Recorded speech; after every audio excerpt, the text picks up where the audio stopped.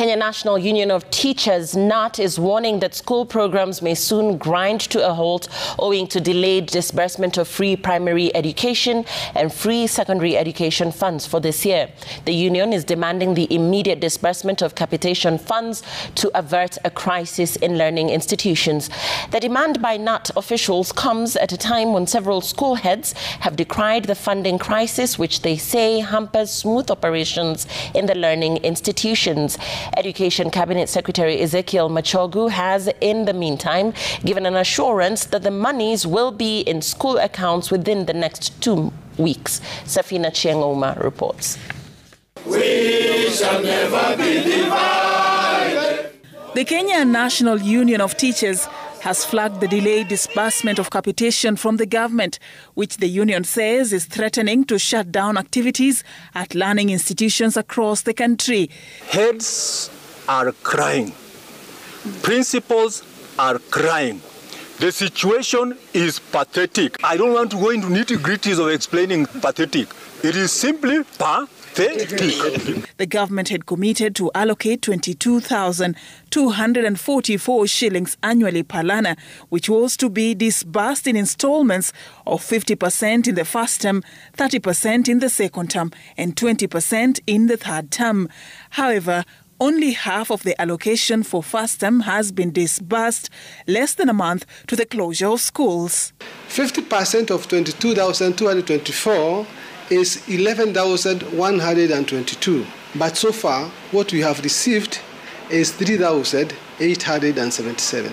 Tuko na changamoto bado na tunaomba kwamba tuweze kupata hiyo capitation nyingine, the second tranche, ndio tuweze kuendelea kwa sababu madeni yanatusumbua. In January this year, the National Treasury announced the release of 31.34 billion shillings.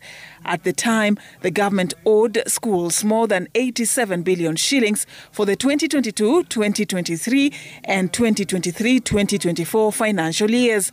Schools have been under pressure from suppliers for defaulting on payments, sparking concerns among stakeholders that the delayed disbursement may compromise the quality of education in the country, with day secondary schools, which fully depend on capitation, bearing the biggest brunt.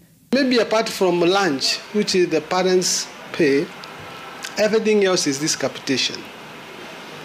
There is the salaries of non-teaching staff, there is the salaries of the BUM teachers, and this is a time for activities, the co-curricular activities. They say that under the current circumstances, the directive by the Ministry of Education not to send learners home over school fee arrears is impractical. 97% of our students have reported back to school, but the parents are really pushing for us to have the student back without them paying. We want to appeal to the government.